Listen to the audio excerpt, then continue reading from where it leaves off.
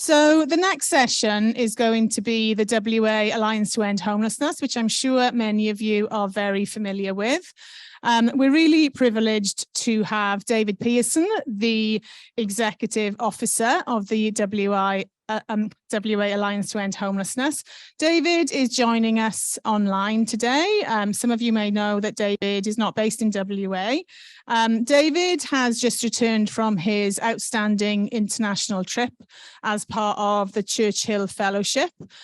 He's been to an amazing amount of countries and learned so much, and I'm really excited to listen to him today, talk a little bit more about that. After David, we will have John Berger, who I know that you all know, Director of Engagement and Strategy for the WA Alliance.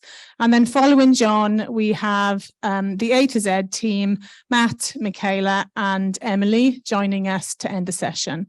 Thanks very much. I'll just pass over to David. Hello, everyone. Well, great to be here. Can I acknowledge country as well? So I'm on the land of the Kaurna people here in Adelaide today, but I pay my respects to the Whadjuk people of the Noongar Nation in WA as well. Hopefully you can see slides and everything's working all right. So it's always a bit hard to present to a blank room. But I thought, as Kath just said, I'd take you through a little bit about the lessons for WA from the Churchill Fellowship travels that I've done. But it's useful maybe just to start with why did I apply to be a Churchill Fellow? And it really started at this moment in time. It was back in 2017, actually. And it's when I first got involved in the efforts to end homelessness. And what you can see on screen is, those of you remember, like back in 2017 in Melbourne, the Lord Mayor of the City of Melbourne was moving to criminalise homelessness. In Sydney, they had this massive encampment of people experiencing homelessness in Martin Place. And at the same time, we were having a visit in my hometown of Adelaide of people from the United States who just supported the first communities to end homelessness. And I've been listening this morning to the conversations, and, you know, I think one of the biggest reflections for me is that this idea of ending homelessness is something that's really easy to say. It's kind of takes a little while to sink in exactly what it means. And I feel that this sort of Churchill Fellowship's really given me the opportunity to do that. But what I set out on was not to look at programs or policies or initiatives and those sorts of things. It was to sort of understand, what would it take to help Australia have the first communities to end homelessness? And to really do that, you need to understand the nature of the problem we're trying to do. And nothing really summarises that problem or this description of the challenge that we have better than this short video. So I'll let you listen to this. People are asking what thing they should do to end homelessness. They're looking for a policy idea or a law to pass. It's the wrong question. Complex challenges like homelessness constantly changing. What matters isn't how good we can get at providing services or building affordable housing. It's how fast we can respond to changing information. What is a complex challenge? Today's on says to imagine the difference between throwing a baseball and throwing a live bird. If you're throwing a baseball, you can predict exactly where and when it will land. You just have to measure things like height, angle, and the speed of your release. The bird, that's different. It's alive. Chances are it's going to flap its wings mid-flight. It might even fly away. Here's the point. Complex social challenges are a lot more like birds than baseball. They're not always predictable. To solve them, we need to be able to respond to them in real time. Okay, so how do you do it? Start by setting up a real-time feedback loop. You wouldn't check the weather once a year, so don't measure your progress that way either. Next, build a war room. You'll never have all the information in advance, so create a team that can respond on the fly. Finally, when it's time to pivot, act on your data. Because the truth is, our most complex problems are also our most urgent. Can't afford to wait.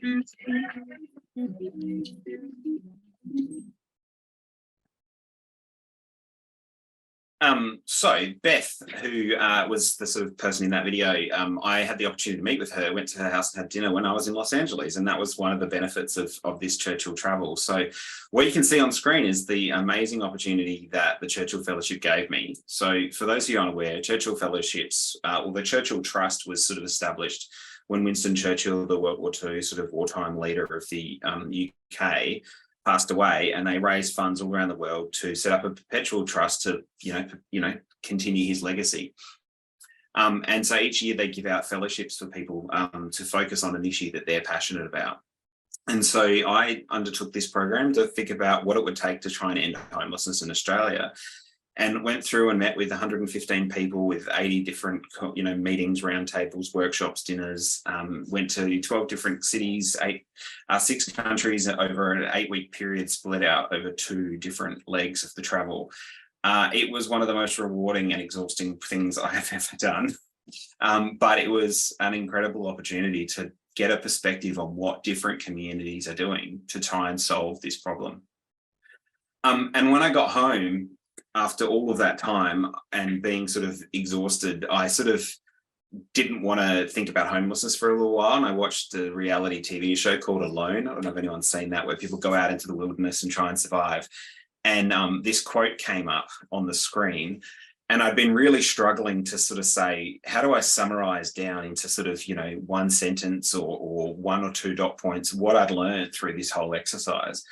And essentially, this quote was about people surviving in the wilderness and what you need to do. But I thought it equally applied to what we're trying to do on homelessness, that if you don't have a strategy to end homelessness, you won't end homelessness.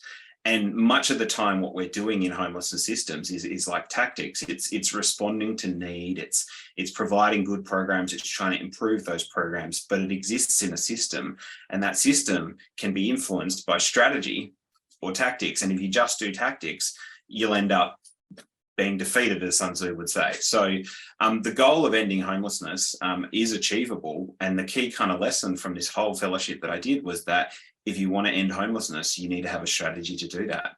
And so that's where I sort of started. And then I've really summarized it down, I think, to these 4 things. So you guys are the first people that I've shared this with. To end homelessness, you need a strategy. You need to be able to define what success looks like and measure it. You need to foster collaborative effort and learn from others. And you need to commit and believe that it is actually possible to end homelessness. And I'll talk about each of these things a little bit, but I think just on that last one, the commit and believe thing, I think the believe bit, I sort of really focused on a bit at the beginning of the fellowship, because it sort of occurred to me that ending homelessness isn't sort of really a matter of belief, really. It's much more about recognition. And I've sort of struggled with that a bit, that ending homelessness, you need to recognize that it occurs. Like we don't believe that climate change is happening. We recognize it because the scientists have told us that. So in relation to homelessness, we should recognize that what the science and the data shows is that communities have ended homelessness. And that they are small communities, that sometimes some medium-sized communities and some large ones, but not a lot of large ones. And there is yet to be a country that has ended homelessness, but Finland, as Leah was saying before, is giving it a red hot go, and they're very close. So if they're the main things, how are we going in WA? Well, we do have a strategy, and that is unique, actually, in Australia anyway. In the United Kingdom, in the European Union, in the United States, and in all of the cities and communities that I visited, they all have strategies to end homelessness. So a strategy alone doesn't get you there, but it's a starting point. But importantly, what they have is they have aims in those strategies is to make homelessness, and they're really clear on what they're trying to do to prevent, reduce, and end homelessness. Australia is the only country out of all of those countries that I visited that does not have a strategy. And Western Australia is unique across the country. The only other state that has one is South Australia, and it's not as clear as the WA one. So it is unique, but again, only a starting point. The next thing that's really important is to make sure you're really clear on the definition of ending homelessness. And many of you may have heard me talk about this idea of rare, brief, and non-reoccurring many times. And I sort of tightened up the language a little bit and give you some more interesting visuals to look at in relation to that description. But the prevention before the rare, brief, and non-recurring is once off, to use more simple language, is one of the things that became really clear to me through the fellowship as well, that you need to make sure that we're preventing wherever possible. And I always sort of considered rare being a subset, prevention being a subset of rare, that you can't make homelessness rare without preventing it. But I think that there's a need to separate that out, given how important it is. The other is to have, as a measure, functional zero. So many of you who've been following the Zero project in WA for many years would understand this concept of functional zero, that you track the inflow and outflow of your system, and you're able to make sure the system can house more people that are coming into it at a given point in time than that more people are going out than are coming in, kind of thing. So have a measure of functional zero and then have a framework. And we've also sort of talked about this a bit in WA with the Advanced to Zero framework or methodology that we previously kind of called it. I'll talk more about that in a sec, but the framing of framework from methodology was, we've always been really clear that the approach here was to try and be descriptive, not prescriptive. So we want to help people understand what are the things that are needed to end homelessness, but not to prescribe exactly what you must do, because that is something that needs to be figured out at as local a basis as possible. And so it's probably better to call it a framework or theory of change than methodology, even though there are elements of methodology within the overall framework. Getting really complicated now, but sticking to the high level stuff. So this, for those who've seen it before, is an update of that framework, really centered prevention in the middle there a little bit more down the bottom, and having a really clear definition at the top where it's homelessness is rare, brief and non-reoccurring. For those who want to learn more about this, there'll be lots of detail in the report and you can find more information on our websites. So that overall is, if I was to summarize down what I've kind of learned from the Churchill Fellowship, it's have a strategy, have a definition, be able to measure and use the framework, the Advanced to Zero framework that we've developed, and then implement that through what we call improvement cycles. And Matt and Nick and Michala and the team are going to talk a little bit more about improvement later on, so I won't go there. But essentially, this is the high-level summary of the improvement cycles that we suggest you seek to implement the Advanced to Zero framework through. So yeah, overall, that's the sort of components to an ending homelessness strategy, I should say. Or they have this fancy word in social policy called typologies, which is just a fancy word for classifications, but that was suggested to me by one of the people that I met with through the travels. So I thought it might just be helpful or insightful just to share one or two key things from each of the countries, because that last slide was the overall kind of lessons from the travels. And then, of course, hasn't been mentioned before, but please do have a think about questions or any issues you might like to ask about, and I get to the end here. So the United States, I think it's probably the best place to start, because whilst everyone likes to focus, and I visited Finland, and Finland comes in at the end, Finland is so very different to Australia. And despite the fact that we might not like it all the time, probably the country that Australia is one of the most closest to is the United States. And the thing about the United States is it is a very, very big country, and they have pockets of excellence on homelessness practice, and they have the pockets of the worst in the Western world. That Los Angeles, for example, one of the communities I visited, is the example of. One of the lowlights, I should say, of the trip was I visited Skid Row and had a sort of, Skid Row being that place in LA where they have a very large number. At one point, they had like 10,000 people sleeping rough in a couple of city blocks. It's substantially been improved now, but it's still horrific. And anyway, I had this roundtable with 5 or 6 different services, and one was sort of an outreach provider, another was a case management provider, and then one person just sort of let slip, and yeah, I've got this one person who's working tomorrow who's rocking up to work and is experiencing homelessness themselves, but is rocking up to work to try and help end homelessness for other people, or sort of provide homelessness services, really. They didn't have an end frame in LA, it's overwhelmed by demand.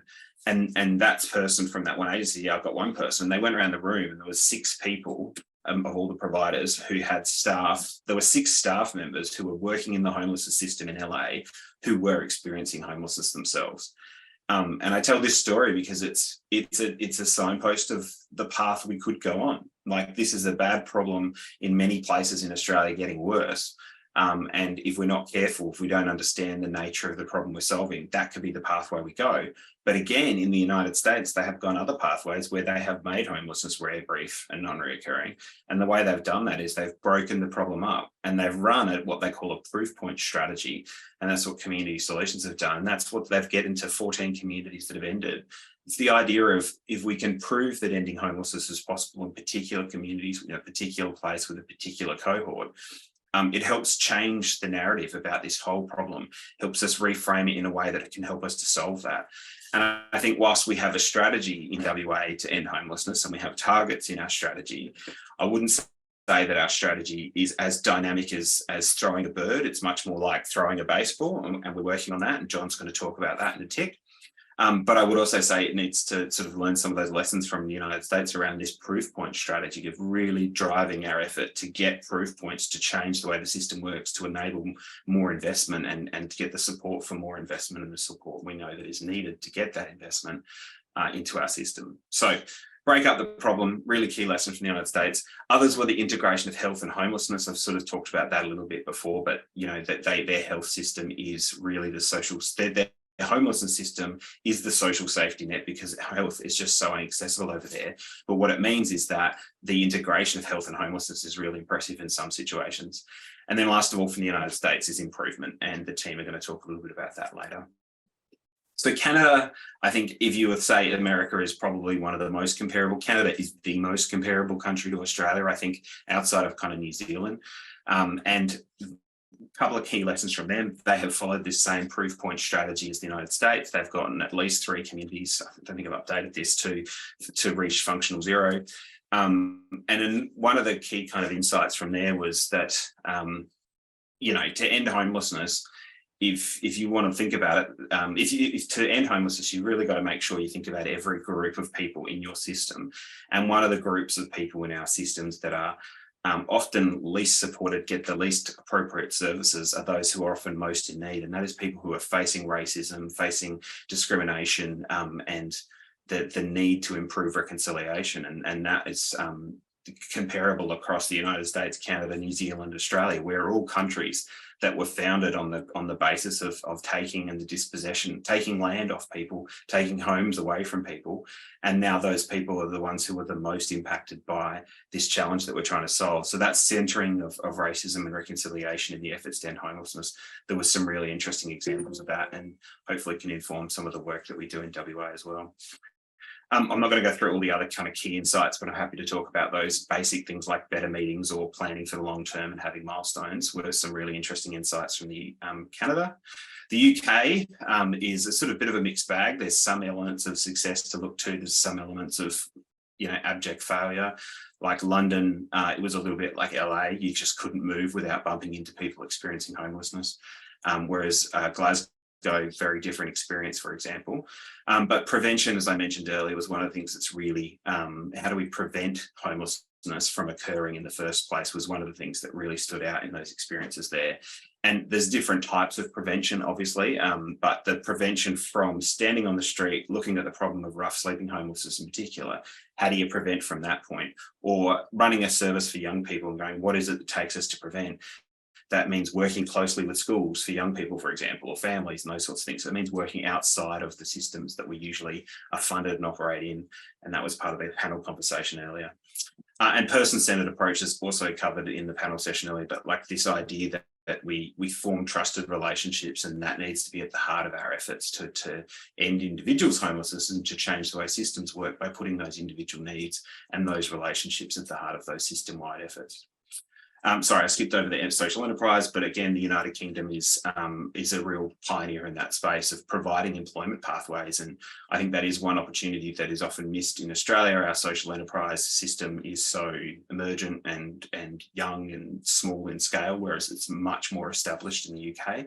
And they do things important things like how do we use the impressive amount of procurement that we have through private sector, public sector housing, community housing providers to provide employment opportunities for the people who will take tenancies in that housing. And there's some really great examples of where that can happen.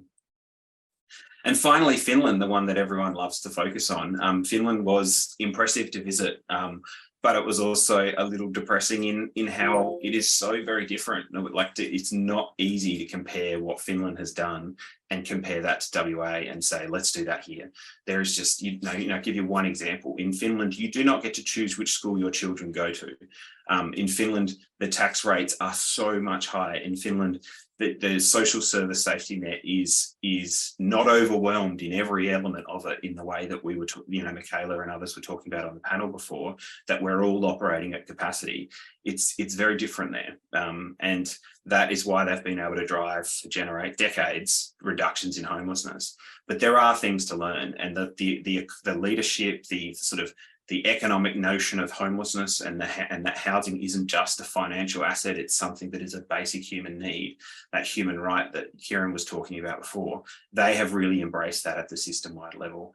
They've embraced the housing first approach at the system level that Leah was talking about before. And finally, they have a permanent supportive housing system. They have much more of the types of common grounds, but not individual services as common grounds, but a system of those type of services that work together. So they're the really kind of key standouts from Finland. So some other insights from all of that for WA. I think it's important to sort of put into context the focus that we've had in WA. We do have that strategy. We have been seeking to implement that sort of proof point strategy, not quite as clear as they have in the United States with the Built for Zero campaign, but have learned a lot of those lessons through the work of building the by name lists and having the service coordination, the sorts of elements that the Minister was talking about beforehand. But we do have some challenges in what we're doing.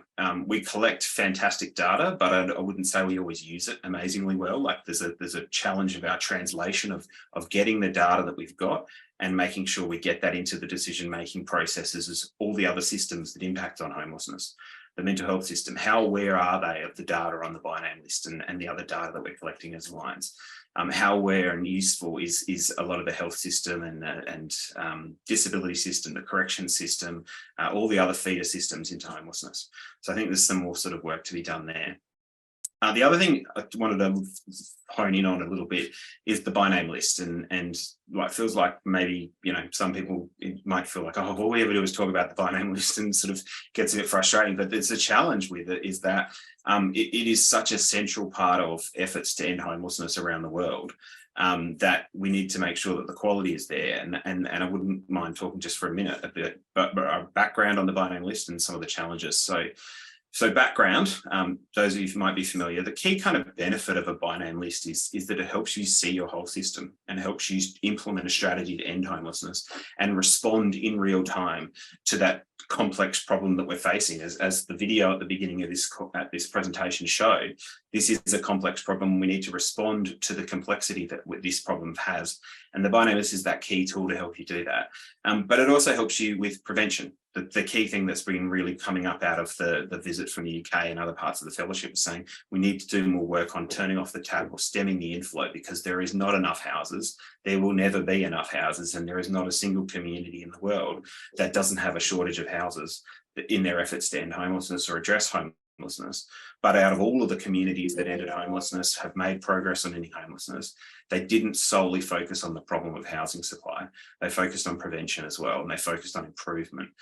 They also focused on what the by name list allows you to do, which is to triage the scarce resources you've got to those who are most vulnerable, to treat the housing allocations process just like how we treat an emergency department at a hospital, because it is a health crisis. People are dying whilst experiencing homelessness, and we don't house on the basis of vulnerability too often. We've gotten better at that in WA, but we can't do it effectively unless the whole system is buying into it and unless you've got quality data.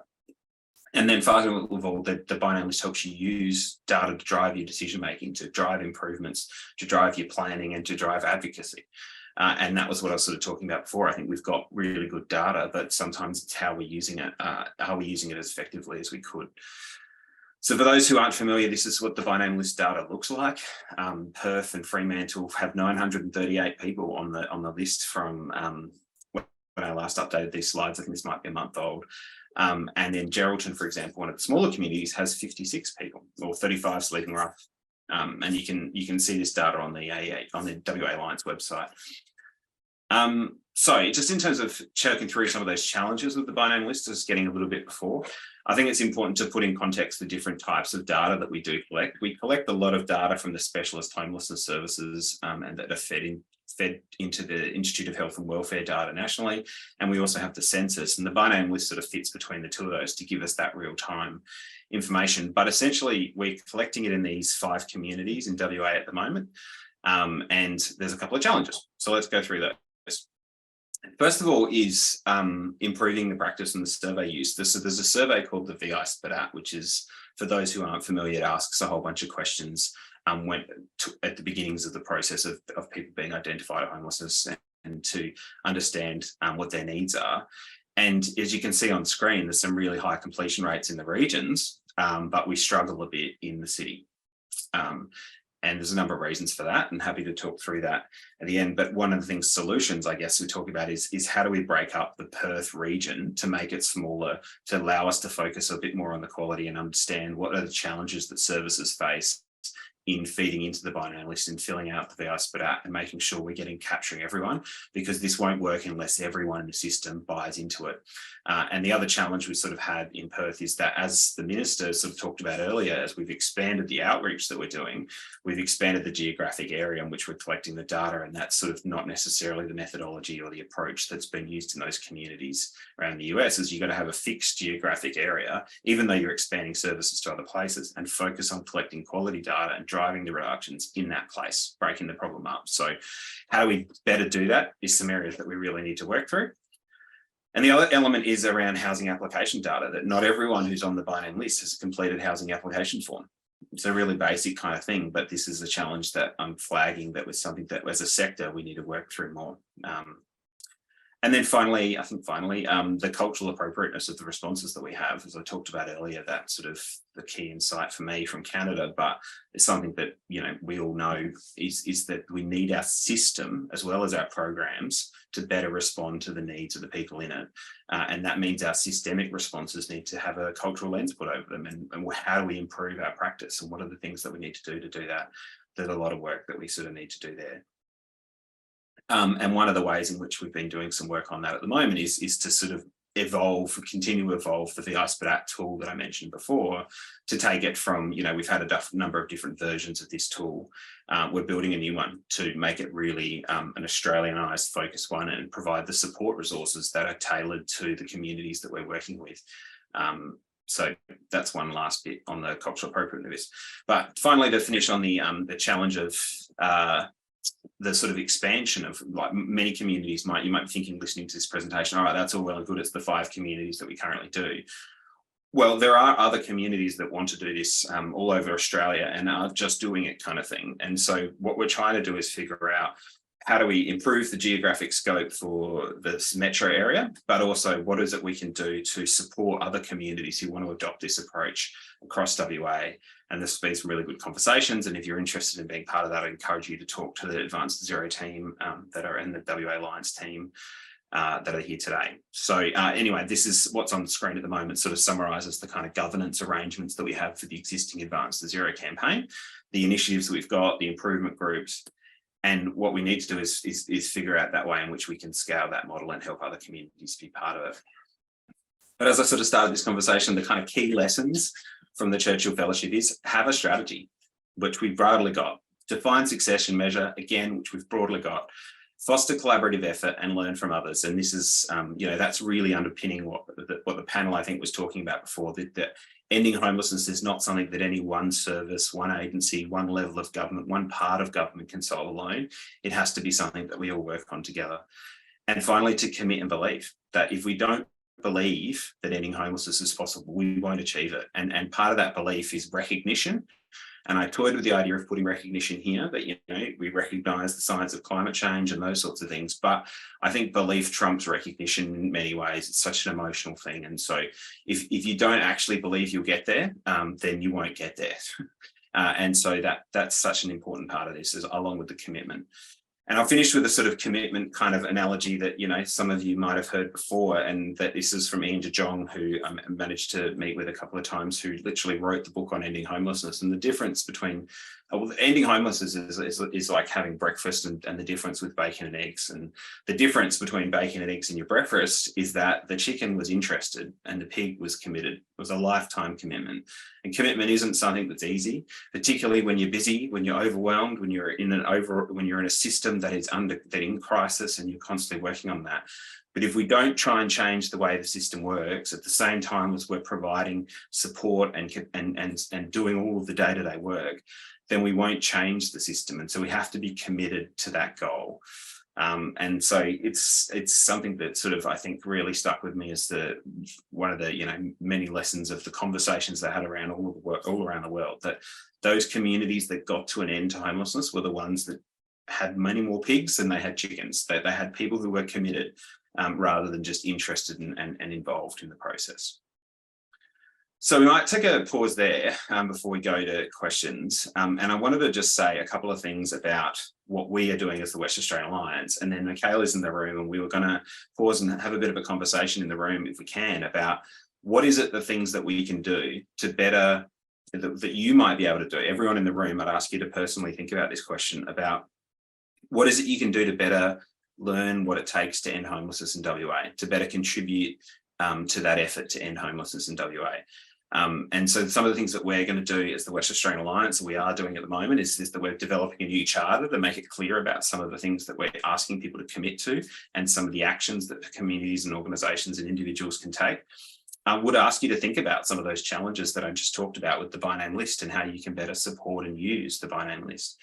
Michala mentioned earlier, we're going to have some community forums, particularly starting with Geraldton coming up, and how do we rally that whole sense of community that needs to be part of this issue of solving homelessness. The communities that have ended homelessness are the ones who have a strong sense of community, and that ending homelessness is that community ambition, not an agency or a government ambition, but something that the whole of society kind of owns. And as Michala also mentioned before, how you might be able to support the Advance to Zero efforts in particular for those communities that are doing this. What is it that you might be able to be part of in the improvement work or the other work that is involved with ending homelessness? So I might pause there and allow you to have that conversation with just for a couple of minutes with the people next to you.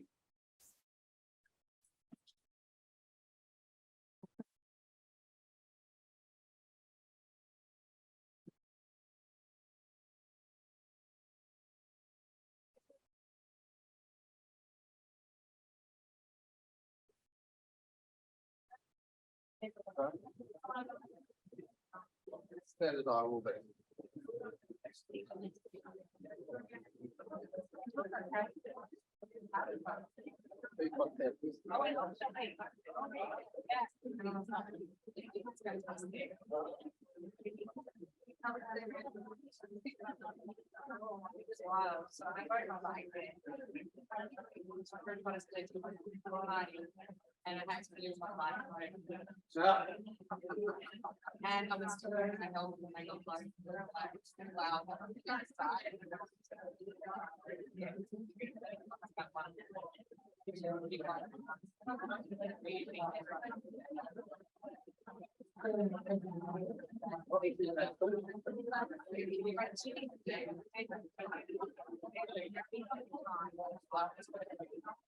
so you need to do that.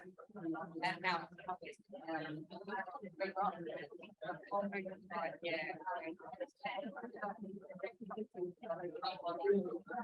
they're trying to get a house. I think they're just going to give us a 10 with his play.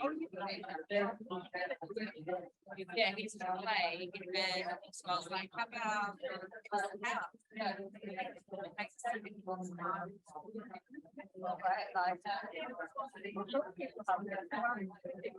If you're a big fan, sometimes it's just both ways it takes up your tennis. Yeah, Saturday night. I might be participating with my friend Peace and Dan.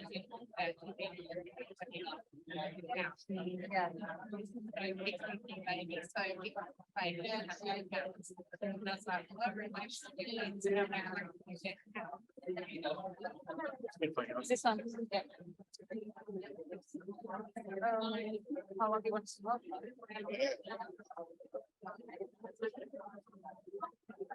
They just messaged me then as I pick up to the phone.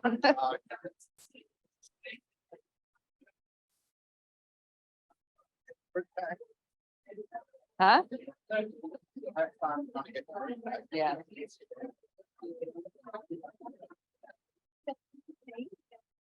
Right, well, if everyone can hear me, I hope that you had some interesting conversations there. Guys, can we bring it all back to the front?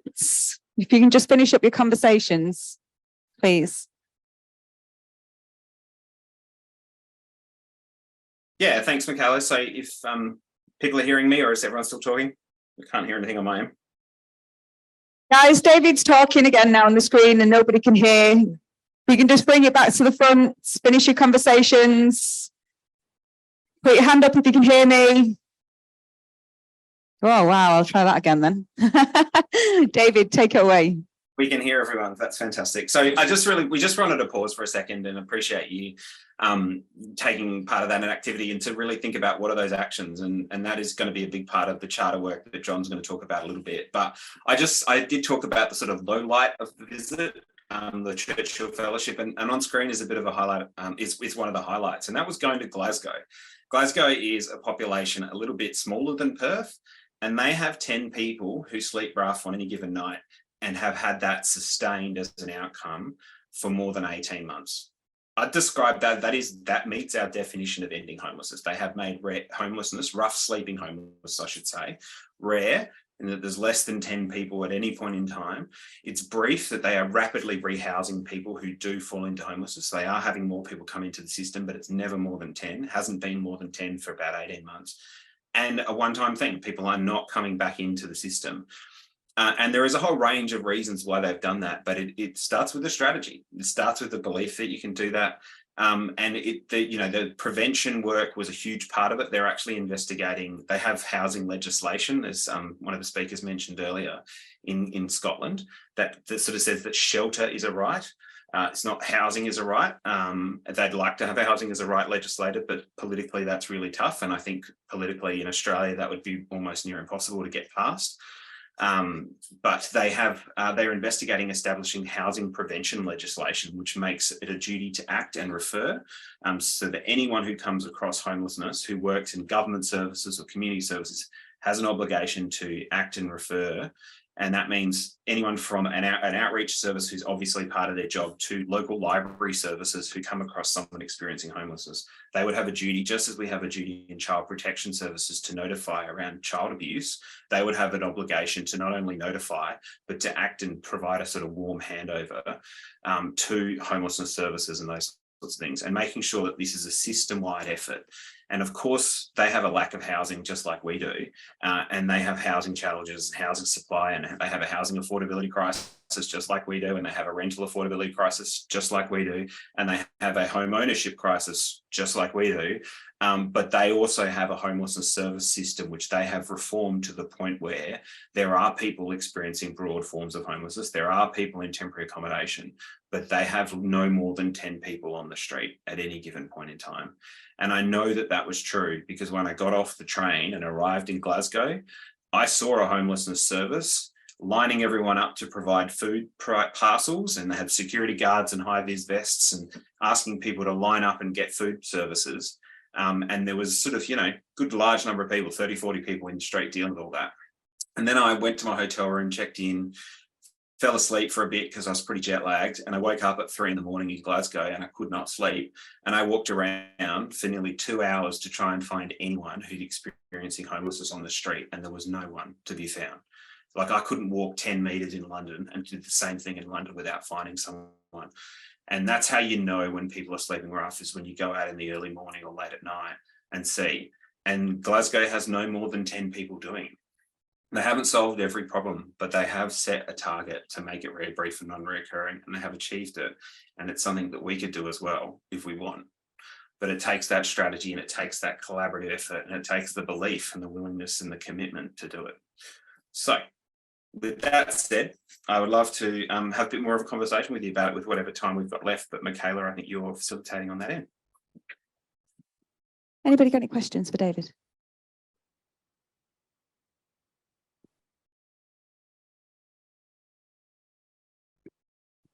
David, good afternoon. Jonathan, I'm a lived experience. In regards to Glasgow's 10 compared to Perth's 120, where did they put all the others? And the other part of the question I was going to ask quickly is, COVID really knocked us around. What did the other cities do as far as the COVID and the rent rises are concerned? Yeah. So a big part of what they did was they stopped the reoccurring homelessness, and that's permanent supportive housing, those sorts of things. So when you've got people cycling in and out of the system, they're using huge amounts of resources in crisis accommodation, in case management, in emergency departments. And so your system becomes a lot easier to run when you've dealt with the most chronic, the most vulnerable, those sorts of things, and you've provided them the support that they need. The second thing about COVID was, they had a really good COVID response, and that when COVID was over, they sustained it. They didn't just turn it off, which is what a lot of communities in Australia did. I know that in WA, obviously, we didn't have the same level of response because we were locked down for so long and those sorts of things. But yeah, the COVID response really helped them get to that point of 10, and then they've been able to sustain it. Anybody else? Sean's got his hand up online. Yeah, hi, David. Thanks for that. I was just wondering whether you're aware of the online homelessness portal that's in the midst of being created. Yeah, because I'm just wondering how, there's a potential there for that to interact with the by name list, so that when people are looking for services and creating an account and applying for a bed, that may, correlate with the by name list. Is that a possibility from your end? Yeah, I think so. I think that there's so many ways in which we can better use the data that we're collecting. Like the purpose is not to create a by name list. The purpose is to end homelessness, right? And in order to do that, we need to use the data that we're getting to respond in real time to the changing nature of this problem. It goes back to that throwing a bird, not throwing a baseball. And so often we're just responding in a way that's like a baseball. We're predicting everything. We've set up these systems and all the rest of it. But we need to be able to respond in real time. And that's what's the value of the by name list. It's the value of your rough sleeper coordination groups. You've got a coordinated effort to try and do that. But we need to use the data better, and how do you integrate it into existing systems and those sorts of things. Yeah, that's an essential part of this, I think. Yeah, because I was part of the group working on that, and when we first started, Jackie Herring was involved, and we were sort of excited about the potential of using that data to put people on the housing list as well. Like there's the potential for that data is could be extraordinary, it could be game changing. Yeah, I agree. But I also highlight that the data is one part of the system. The coordination is the other parts of the system. The triaging of using the data to make sure we're housing the most vulnerable. That's one of the things that was really central to that Glasgow success and the other communities in North America that have ended homelessness is that there wasn't always, and particularly in a bunch of the North American communities, they didn't get any new housing in some of those communities. They just stopped the cycling in and out of the system that many people were experiencing, which allowed the existing housing to be used more effectively. And yeah, data helped with that, but it was also that sort of collaborative effort that focused on the kind of goal that the system was trying to achieve. Yeah, awesome. Thanks. One more question in the room and then we'll hand over. My name's Marina and I'm from lived experience. One question that hasn't come up is how are people with disabilities, where do they fit in this whole scenario? Because they've got special needs in the housing, for housing. So not only are they dealing with homelessness, but then you can't just stick them anywhere because they've got special access needs. So has that come up because I haven't heard any of that. I've heard about community housing, and all that. Yep, absolutely. I sort of glossed over it pretty quickly, but this whole idea of person-centered approaches, when you focus on what the needs of the person are, and whether, that's as a system by making sure we better value and incorporate the voices of people with lived experience, or whether it's in the way in which we're delivering services and you recognise that disability is a huge part of the need that people experience. So the VI SPDAT tool that I was talking about before collects information about disability, and then what you can do with that data is hold the other systems to account, i.e. the NDIS. What is the NDIS doing to help make sure that we're stopping people falling into homelessness, or how do we make sure that people with disability are getting the support they need, which we know that they're not, kind of thing. So that person-centered data was really, really central. But can I also say, as a person with lived experience, I don't get a disability allowance and I don't qualify for NDIS. So I don't have any of those supports either to fall back on, if that makes sense. So there's an extra added challenge as well. Yep. And that's like, I was just using the NDIS as one example, but some people don't have access like yourself, and other people, you know, like, how do we make sure that we're better meeting the needs of individuals? That's what a person-centered approach does. And there's some really, really interesting stuff through the Mayday Foundation that I was sort of showing on screen. They have completely transformed the way in which they deliver their services, and that they help others to take a much more person-centered approach to the way service delivery happens. And if you think about all of the effort we've gone to in Western Australia to think about how do we have a more housing first orientated system and providing training for that and those sorts of things, some communities have done that on the person-centered approaches as well. And I think there's a lot of work that we can learn from that as well. Okay, thanks, David. We're just at time now. We've got 45 minutes for our next session. So I'm just going to invite John Berger up onto the stage, who's going to talk to you a little bit about the West Australian Alliance to End Homelessness strategy. Thanks, Michala. I too just want to acknowledge the Whadjuk Noongar people as the original custodians on the land that we meet, and pay my respects to elders past, present and emerging. Okay, well, I think one of the things that David said was that an important ingredient of success is a strategy. And if I reflect back to, 6-7 years ago when I was CEO of St. Bart's, we did a consumer survey and asked residents, why did you come to our services? And I think nearly 100% of people said, well, I came to you because I was looking for a home. And, and at that point, that sort of really hit home for me about the whole idea that, well, actually, we're only providing a temporary solution to you. We're not really helping you end homelessness. And so that sort of dawned on me that as a system, we need to do much, much better and actually respond to the needs that people were presenting to us. So that got us on a whole different journey. And there were many others in the system that were thinking in the same way. And so that, I guess, it led to us being a bit brave and a bit bold and saying, if we're going to end homelessness, we need to have a strategy. And that strategy was launched in 2018. So that's already 5 years. And one of the things we said is we need a long-term strategy, not something that fits within the 3-year election or 4-year election cycle. We need something that goes over 10 years. And wow, we're already five years into that time frame. But we also knew that ending homelessness needed a whole of community effort.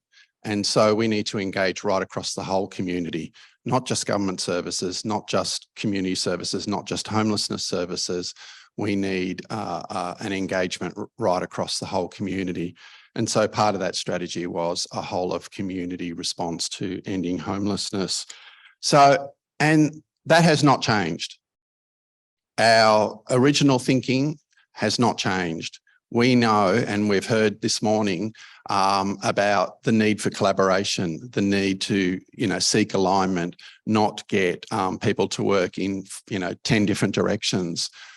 We need to have a whole of community response to ending homelessness. So the challenge is, how do we get that alignment, and how do we learn to build off each other's learnings and each other's efforts? Oh, it does change. So broadly speaking, we're obviously taking the opportunity to reflect over the last 5 years. And one of the important things that we are learning is that we do need to reframe our strategy, and that is based on the learnings that we've had.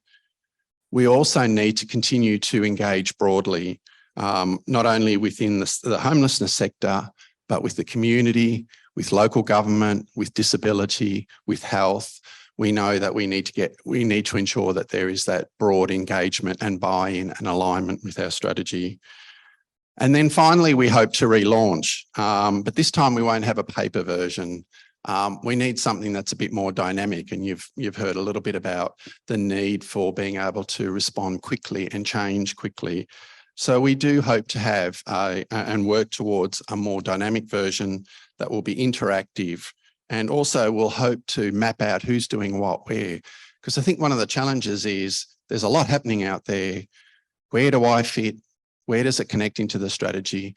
And where is what I'm doing actually help us achieve that ultimate goal? And so we have a hope to include that as part of this process. So that's our current strategy in paper form. And to break it down, I guess we had 5 strategic pillars. We talked about housing, we talked about prevention, we talked about a strong coordinated system, we talked about data, and we talked about community capacity building. Well, those 5 elements still remain true today as they were five years ago, and will continue to be fundamental to having a whole of community response to ending homelessness. However, we did have written a whole lot on key policy focus areas, and then we had a whole lot of key actions. But the question is, how do we get that buy-in? How do we get that connection to the work that needs to be done? And who's driving action where, and what result is that achieving? So that's been one of the challenges with the current strategy.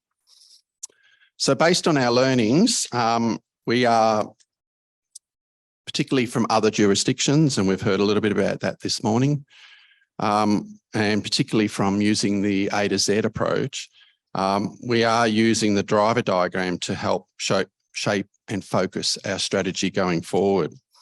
So to put it simply, our strategic pillars become our primary drivers. What are the things that we need to do that will help us achieve ending homelessness? And our policy focus area then become those things that we need to do to address those 5 challenges. And then finally, we need to know who's doing what where in the system. Not only we, but the whole of community, and it needs to be open to the whole of community. Anyone should be able to go to our website and see who's doing what where in the system. So that's our aim. If we then convert all that information in a document into a strategy on a page, this is what it could look like using this particular tool, where ending homelessness, as we have said this morning, is to prevent, reduce and resolve all homelessness in Western Australia. And we know we'll have achieved this when it's rare, brief and once-off experience. So the aim still remains true. 5 drivers still remain true. What we now need to do is, what is the work that we need to now build on? Because a lot of work has happened. So what is the extra work that needs to occur, and who does it apply to? And who are the sectors and people that we need to engage to help achieve our ultimate goal? So we've had the opportunity and to actually reach out and engage more broadly.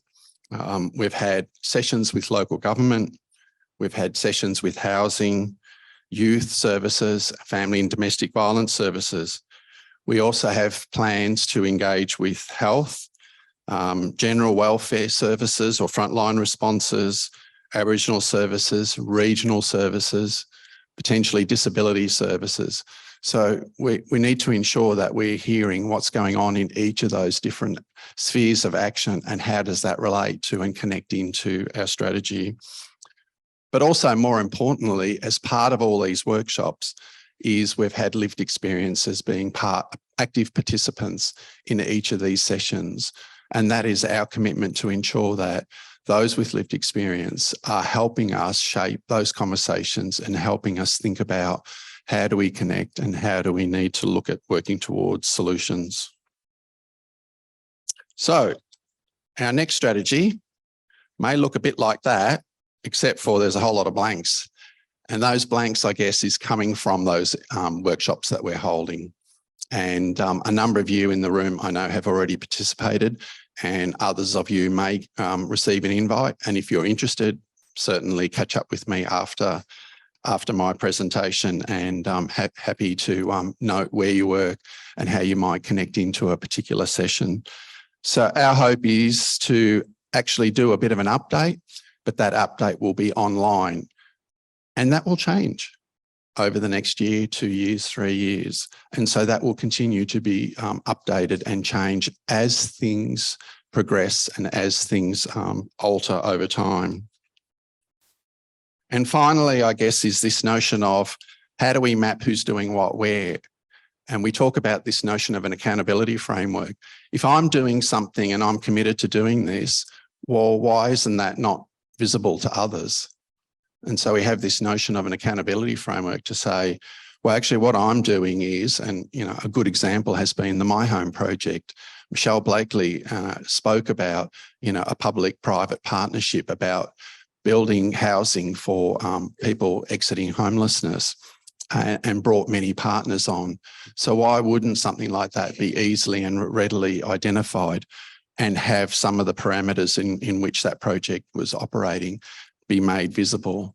So our hope is to start to bring to life and make more visible the great work that's happening right across the system, so that anyone who wants to see who's doing what where has an opportunity to see in the housing space, these are the sort of projects that are happening, that are being implemented, whether it's a supportive landlord. And this is the people who are doing the work, and this is the work that they're doing. And I think part of that is getting that better efficiency and coordination across the system, and so avoiding duplication. So that's just a bit of a quick whirlwind of our strategy review and where we've been and where we hope to go. And I'll ask for any questions. Jonathan.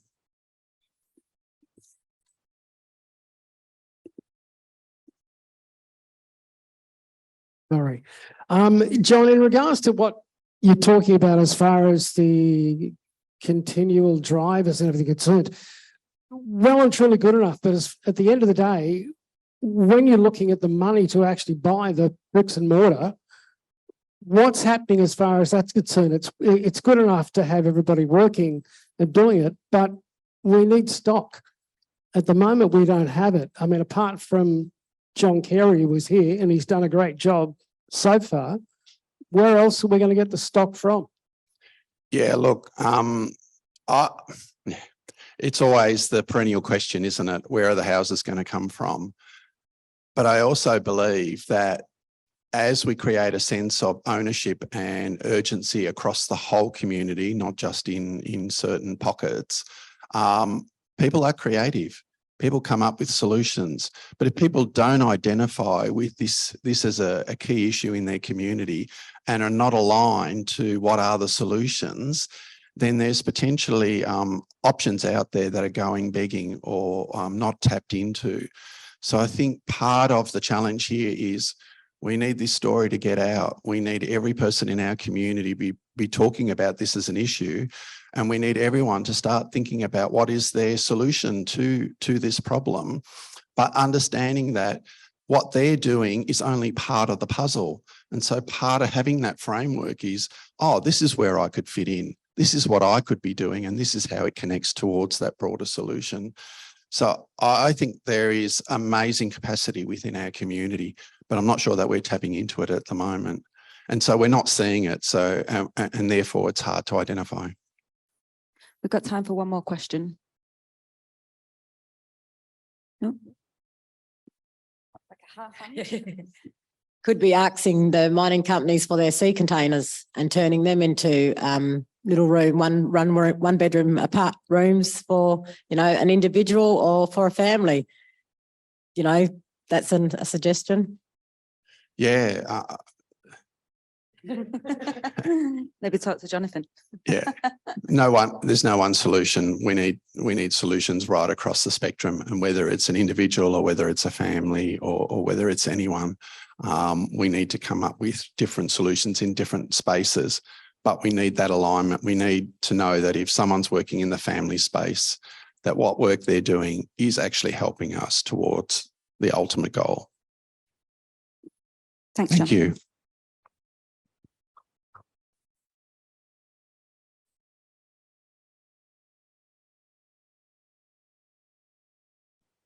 Good morning, guys. I am going to welcome up to the stage Matt Wilkins and Emily Williams. I'm going to share the stage with my two community impact advisors for the AtoZ team, the West Australian Alliance. So Matt and Emily and myself are going to talk through some of the things that have been happening with Advance to Zero over the last couple of years. So we've got the regional coverage. We're going to just talk to you briefly about rough sleeper coordination groups and the improvement teams. We'll talk to you about a bit of an improvement project that happened with the Towards Home Alliance in SA. I will give you a Bunbury and Geraldton update, and then we're going to end just before lunch on a bit of a high energy activity. So I will be asking for volunteers. But without further ado, I'm going to hand over to Matt.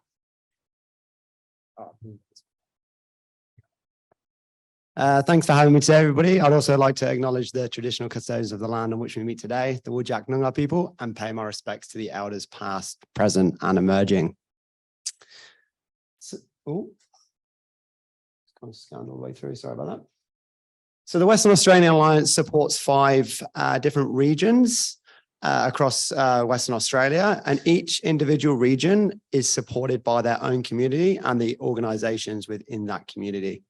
So the 5 organisations are Geraldton, Perth Metro and Fremantle, which I'm the Community Impact Advisor for, Rockingham, Mandurah and Bunbury. So the Western Australian Alliance, the AtoZ team and the Department of Communities, the Office of Homelessness, co-facilitate the rough sleeper coordination groups in each of these regions. With the AtoZ team, so the Western Australian Alliance, leading the improvement projects and the improvement teams. So we're using the AtoZ framework in each region to work collaboratively to end rough sleeping, making it rare, brief, and a one-time occurrence. So the Rough Sleepers Coordination Group was formed in January 2023 with a collaboration between the Western Australian Alliance, AtoZ team, and the Department of Communities, Office of Homelessness. The Perth Metro Rough Sleepers Coordination Group runs every Thursday. It's a 2-hour meeting, and it's kind of split up into 2 parts. So the first section is for support for individuals, where actions and support plans are created, with the second part more focused on housing, nominations and allocations. So attendance for this meeting has been growing since January, and I got some statistics last week. We're averaging roughly 30 people attending each week at the moment, which is absolutely amazing. And this is a cross diverse skill set and expertise. We have a nurse from Homeless Healthcare, one of the consultants from Royal Perth Hospital, mental health teams, drug and alcohol teams, outreach workers, and housing providers that are all working collaboratively. To be mentioned as a rough sleeper in this group, you have to have signed the BNL consent form. And by doing this, that means that that individual that's being spoken about can get a really robust support plan put in place in real time without having to repeat their story. So they might say to their outreach worker, I really want to link in with healthcare, and I'm thinking about wanting to go into some rehabilitation. That gets formulated in the Rough Sleepers Coordination Group and really limits the amount they have to share. The second part of the meeting, like I discussed, is to do with a sector-wide nomination/allocation process. Some organizations within the sector have nominated some beds or allocated some beds and permanent supportive landlord housing through the Rough Sleepers Coordination Group. So the organizations are Housing Choices, the DM100 supportive landlord, so Leah was up earlier today, St. Bart's 8, which are 8 beds for women that are experiencing rough sleeping and level 1 men's, Uniting WA Court Budja, and Wunjining Burlu Biddy Maya. So the people that are being nominated into these beds through the Rough Sleepers Coordination Group have most probably been on the streets for a very long time, have a lot of complexities, are very vulnerable, and are needing that extra wraparound support. So once they go into one of these 4 organizations, they get ongoing support so they don't fall through the cracks. Otherwise, you know, maybe if this program wasn't there where they could nominate into these accommodations services, they may have fallen through the cracks. So this kind of picks people up and keeps them in transitional, hopefully with the end goal to move them through into permanent housing. So far this year, 243 people experiencing homelessness have been housed through temporary/permanent accommodation in Perth Metro. Out of those 243 people, 68 has been nominated and allocated through the Perth Metro Rough Sleepers Coordination Group. I think the 68 is a really amazing result. It's providing that extra wraparound support. And like I said earlier, these are people that have got high complexities, very, very vulnerable, may never have accessed transitional or permanent housing, I guess, on their own without that support, and having that support when they're in there to really maintain their tenancy. I'm going to hand over to Emily to speak through the Mandurah and Rockingham Rough Sleepers Coordination Group.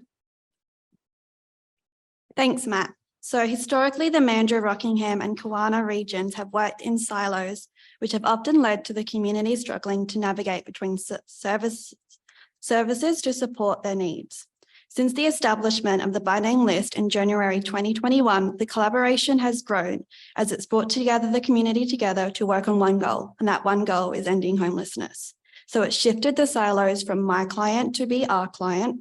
It's creating spaces for group case management, and it's engaging attitudes to provide help to as everyone feels a sense of responsibility and is now driven by the same goal.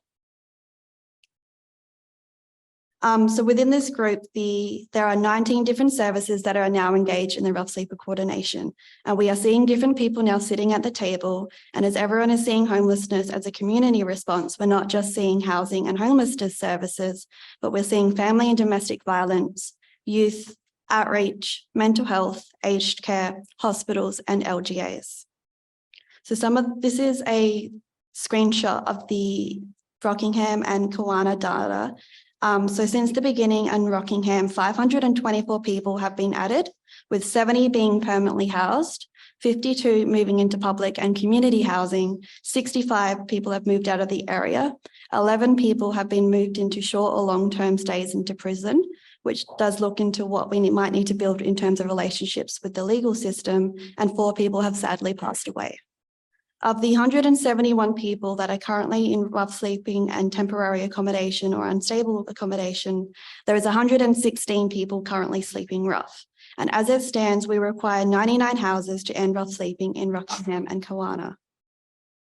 In Mandurah, there are 599 people that have been added since the beginning. 84 people have been permanently housed, 51 have been moved into public and community housing, 44 people have moved out of the area, again, 7 people into short-term and long-term stays into prison, and 8 people have sadly passed away. Something to note within Mandurah is that we have seen a huge increase in recent times with the VSPDATs, increasing from a use of 36.6% to now 85%, which means that the demographic, health, mental health, and housing needs of the data is now high enough to give us a more true representation of the need within the community. I will now pass over to Michala to speak to Geraldton and Bunbury.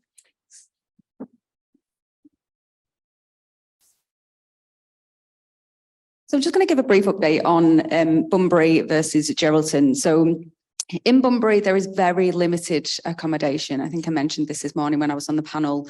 And that means that there's only one lodge that's there through Housing Choices. There's very limited housing that comes through that's single occupancy, and the majority of the people that are on their by name list are single people. And there's very limited temporary accommodation. So I think some mental health accommodation in town, but that is being taken up by people that need it the most with mental health issues. So what they focused on doing in Bunbury is that they've had a focus on making sure that everybody on their list is priority housed. So they ran an ID clinic as part of an improvement project about a year ago, and they've been working through everybody that's on their by name list, trying to make sure that they've got a housing application, they've got ID, and they're then put forward for priority housing. So there's been a huge increase in that. So making sure that if you don't have a housing application, you're not going to get housed. So that's been a priority for them. What they started on with their working group and their improvement team is that wanted to have a real focus on over 55s. We do know that there is over 55 accommodation available or housing available. So it's not that accommodation and housing can't be tapped into by any of the other cohorts of people that sleep in rough. So it's trying to make sure that we can get those people that are aging in our community into housing as fast as possible. And that's led to collaborations with Department of Health down there, also working really closely with Housing Choices and their over 55 units. So We've managed to make some really great progress with over 55s. And we've started a separate improvement team, which includes Advocare, which is Care Finder's new program, Bethany, and Aged Care, My Aged Care, just coming together and thinking about solutions for people who are aging rather than having solutions around the table just for rough sleepers. So the other thing that Bunbury have been working on, and they've got amazing collaboration with the Bunbury Health Service down there. So the health service have come on board and are able to identify people that are coming into ED that are experiencing rough sleeping, but also experiencing some medical issues. So they've been able to tap into making sure that that person is not lost or forgotten within the system.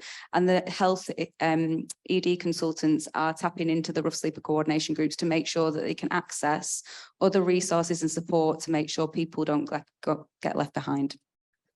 There's some focus on families through the DM100 properties, which is a supportive landlord model, and they've got a significant decrease coming up if everything goes to plan. So there's a few houses that are coming online which will house families, which means that we have a few large families in Bunbury, so that will reduce the amount of people rough sleeping in Bunbury significantly, because we'll be counting not only family adults in the family but also children as well, which is a great initiative. The next thing that I want to talk to you about is Geraldton. So similar to what Emily was going through before, Geraldton have had 308 people that have been rough sleeping within their community since we started the by name list a couple of years ago now.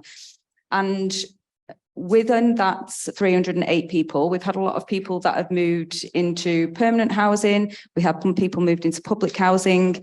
We've had 31 people that have moved out of the area because they were visiting for some reason or they found housing elsewhere.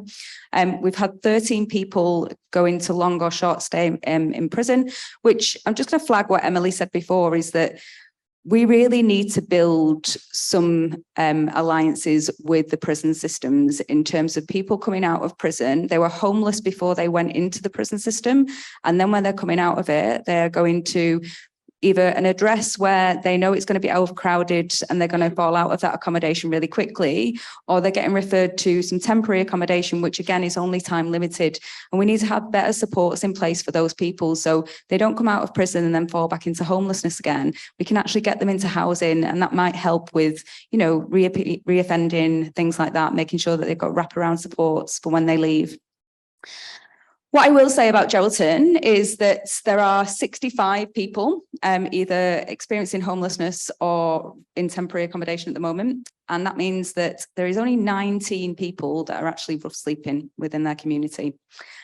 Out of those 19 people that are made up from individuals, youth and families, we actually only need 14 houses to end rough sleeping in Geraldton in the 10-kilometre radius from the CBD, which would be a significant milestone for WA. And they're almost there.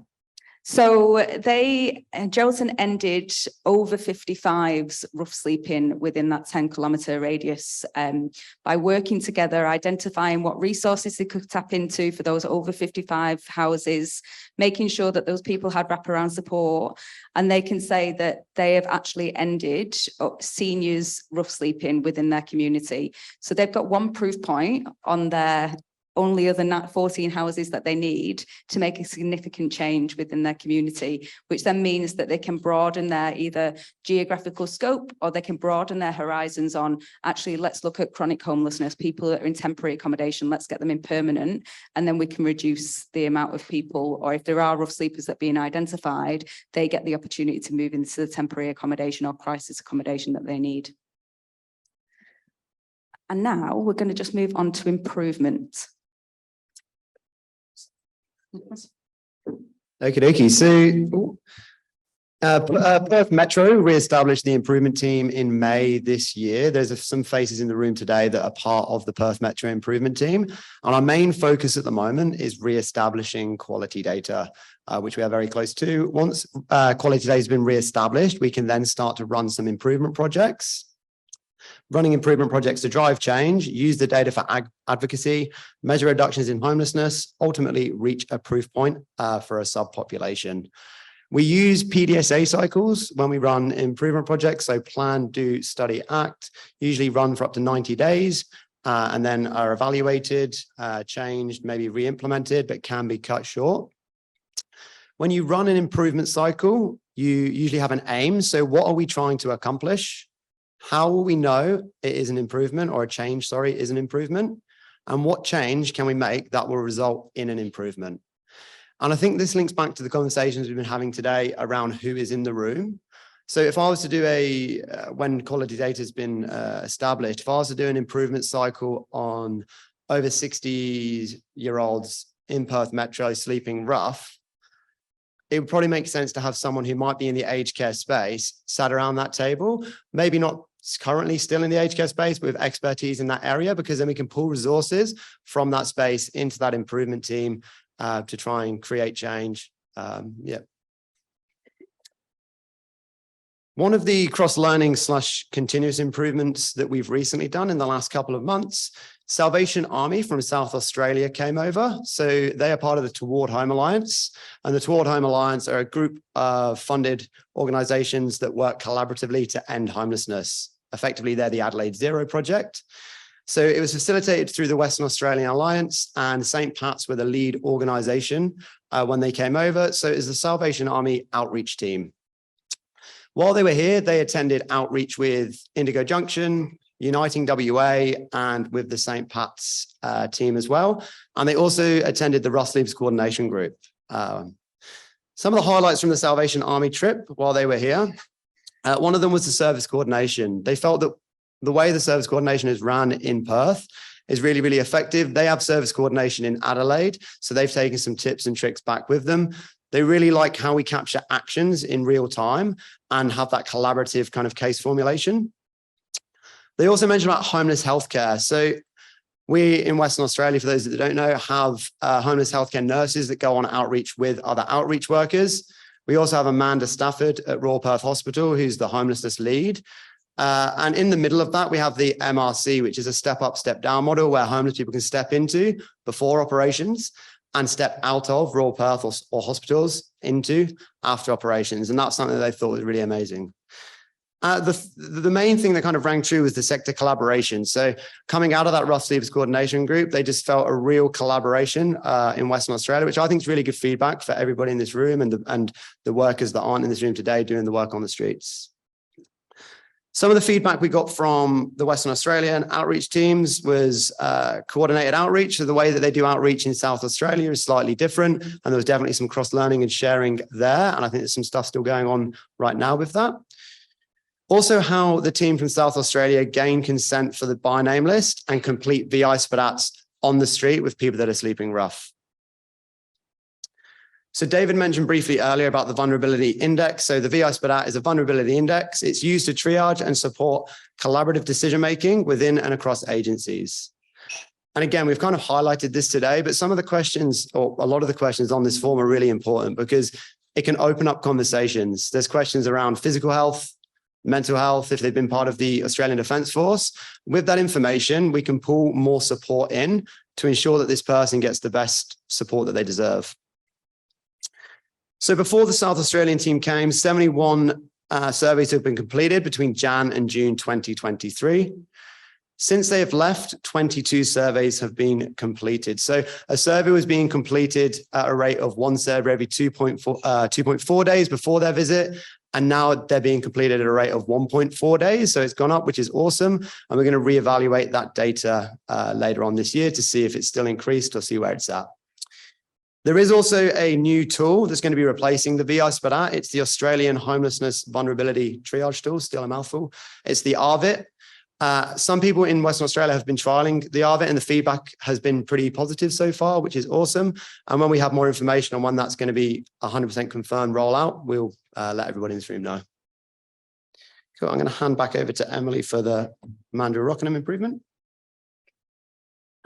Thanks, Matt. So the MKR, I'll just stick to that because I'm still learning how to say Kawana. Kwinana. Emily's from South Australia. She's learning all of the I've been names. told it's like banana, but not quite. So it consists, so the MKR consists of the leading sector organisations, decision makers, and is an integral part of the improvement team is having the right people in the room at the right time. So if we were to break it down and look at a subpopulation within the region that focuses on, we need to look at who else we need to engage within that room, because housing and homelessness services can't do this alone. If we look at over 55s as an example, health is something that is important for the ageing population. So do we then engage with sector leaders in hospitals, my aged care providers, or veteran supports? Because it does take the right people in the village to achieve the outcome. Some of the challenges within the MKR is inconsistency. There's been huge staff turnaround, funding changes, and as mentioned previously, the capacity of workers. We've also had some old attitudes and the silo effect, and the lack of pathways. So for areas like Mandurah, Rockingham, Kawana, and Geraldton, and even Bunbury, there are not the same availability of access to short and medium-term accommodation. So this is a space to hold a person to stabilise and make progress on the barriers that prevent a person from access to housing. There has been some progresses with the running the ID clinics and a focus on turning off the tap. So looking at early intervention and prevention work by promoting the Anglecare WA's STAR program to real estates, where the City of Rockingham has provided the program with a grant for further brokerage. Naturally, in the regional areas where accommodation is sparse, bush camps are created. The improvement team have worked with the LGAs and the Department of Communities and the Office of Homelessness to strategically support those in encampments. Regional advocacy for crisis and temporary accommodation services options whilst we wait for more, as well as permanent solutions. And using the data to help shape local housing plans, so looking at the number of houses and bedrooms that are needed to meet the needs of the people within the community. In particular, in the MKR, a focus has been on housing applications. As previously noted, we have to think outside the box for housing pathways when we do not always have access to crisis and transitional housing. So those that are eligible through the Department of Communities in Mandurah is 71.3% and in Rockingham is 57.6%. So what does this mean? As the pathways to transitional or emergency accommodation are not accessible and are historically low, this new focus has allowed case managers to look at what people need and where they can go. And as a lot of the people on the by name list identify as New Zealand, and with the recent changes to the New Zealand citizenship, this will significantly improve the housing application statuses of those in the community. There's also been work on building collaboration across Australia, with work commencing with Port Phillip in Victoria, who have had similar challenges in relation to citizenship. And to close, I will pass back to Michala, who has a fun activity with tennis balls for us. Thanks, Emily. Okay, guys, I need 8 volunteers. Come on down, Elsie. I've only got 1. I need 7 more. Come on. 3. Kath, come on, get up. 4. No, there's no exam. No, put that down. Emma, come on. Come on. What we got? 1, 2, 3, 4, 5. Who else? Green shirt lady, you've been smiling the whole time. Let's get up. Andrew, come on.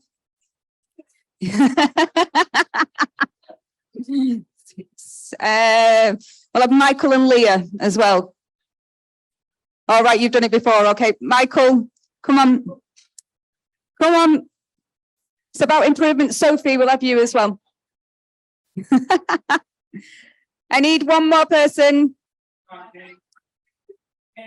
Oh, there we go.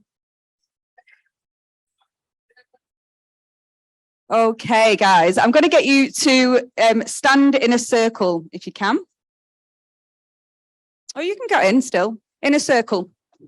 In a circle. Has somebody got a phone? Yeah. Okay. All right, guys. So this is about improvements. We are going to do a little challenge to show you how quickly improvement can be done. So the rules of engagement are that no one person can hold all of the tennis balls all at once. You have to pass the tennis ball in the same order that you passed it in the first time. And So no all times, each team member must touch the tennis ball. So everybody must have a touch. Okay. So I'm going to pass it to Kath. So everybody needs to touch the tennis ball. Nobody can hold it the whole time. And you have to remember the sequence. So throw it to somebody else. And again. Oh, and we've got. So let's see if we can improve next time. Okay. Cool. All right. So we're just going to see if we're going to time it now. We're going to see if we can improve on that time. So Kath, if you pass it back to Kath. Okay. So we're going to go in 3, 2, 1. Let's time it. Remember the same sequence. That's not the same sequence. Okay, starting again.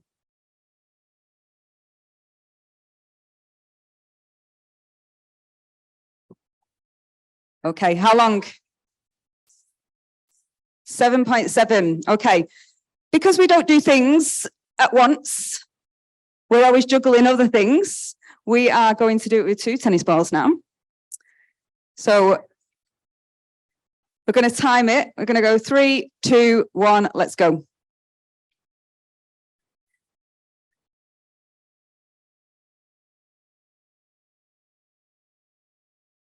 Okay, what's the time? 10:45. Okay, let's do that one more time with 2 balls to see if we can get it down. So people that have done this have done it in less than 3 seconds before. You can do it. Think about what your sequence is. I'll give you a little time to confer. It's got to be in the same order. Everybody's got to touch the ball at one particular time. Nobody can hold them. Same order. Yep. Yep. So it's just as long as it's in the same order. It's improvement. It's improvement. You do what you need to do.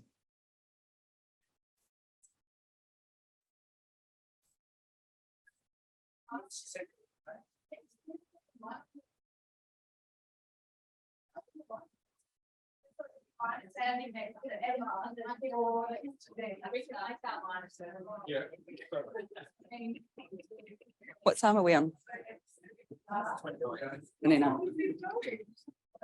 Okay, we're ready to time. Yep.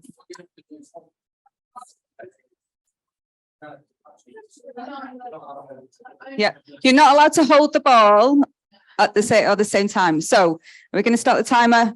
Go. Oh.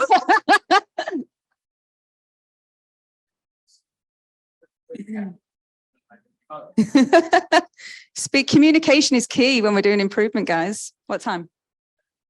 13. Okay, let's do it again. Kath, drop the ball. Let's go again.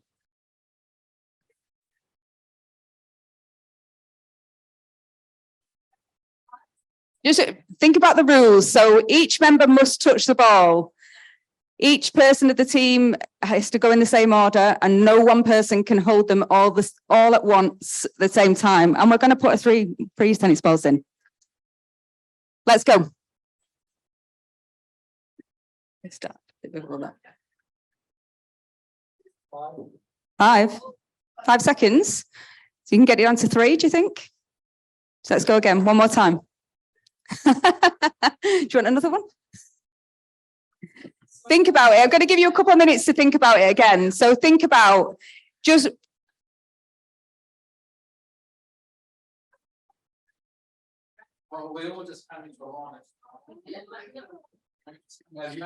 Okay. Are we ready? You know what we do? Oh, when you bring the delay. Yeah,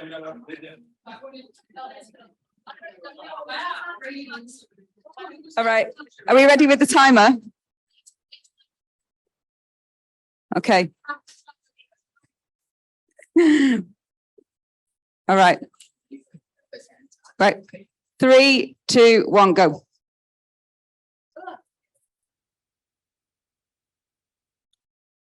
And stop. Oh, 6. Now, yeah, that's allowed. Let's go one more time to see if you can get it down to 3. Now you know the order, right? Okay, are we ready? 3, 2, 1, go.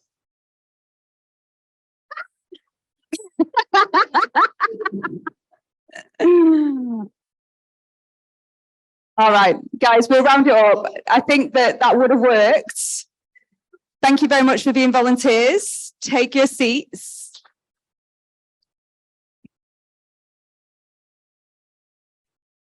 So I think you can leave that there. I'll move it.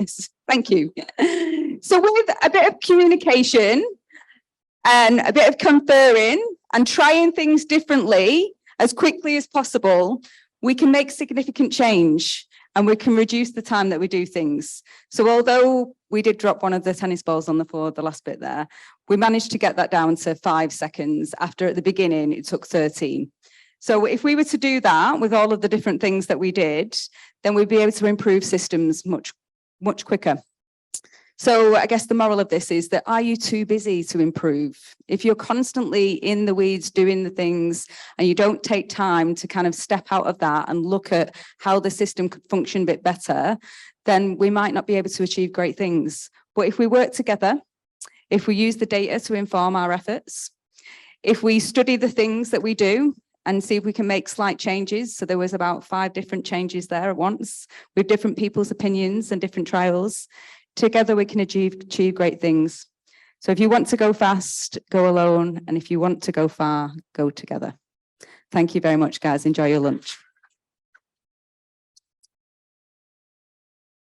Oh, does anybody got any questions, I think? Questions? Yeah, any questions of the team? Yes, there's one there at the back.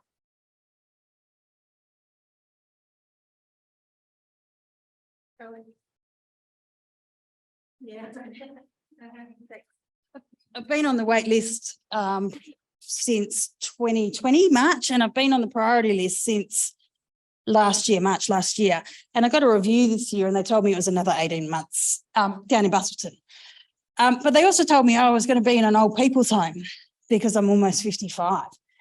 And I wanted to put pins in my eyes. I really did. And it's made me apply to transfer to Fremantle now, Fremantle zone, because I don't, I feel,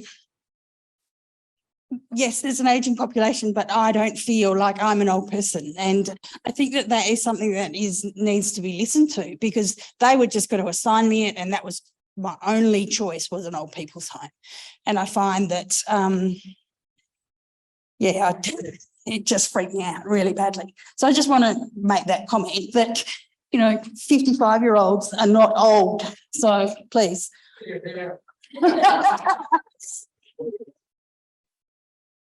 Absolutely agree. I think there is a difference between over 55s housing and aged care. So over 55s housing, that there is, I don't know about Busselton because we only work in Bunbury, but there is units that are identified for over 55 people. They are in a complex of units or standalone houses, but they've just been earmarked for that particular age group. So I'm not sure what the options are in Busselton, but I know that that's the different options that are in Bunbury. Thank you. And thank you for making that point. That's really important. What am I doing? David, you wanted to respond. Oh yeah, I just had one extra comment about the tennis ball game. I hope you all enjoyed that. But my reflection would be, when Michala told you that other communities had done it in 3 seconds, what did you think? Did you think she was nuts? Did it force you to change the way in which you were thinking about the problem? And I think that the comparison there is, when you look at other communities, they have ended homelessness. And it might have seemed at that moment when Michala said, you can move these tennis balls and you can all touch it and comply with this in 3 seconds. It gave you the impetus to think, well, what are we doing wrong? And you thought differently about the problem, and you all got in a line, or then you started to move around, and you all touched the balls at one point in time rather than throwing them.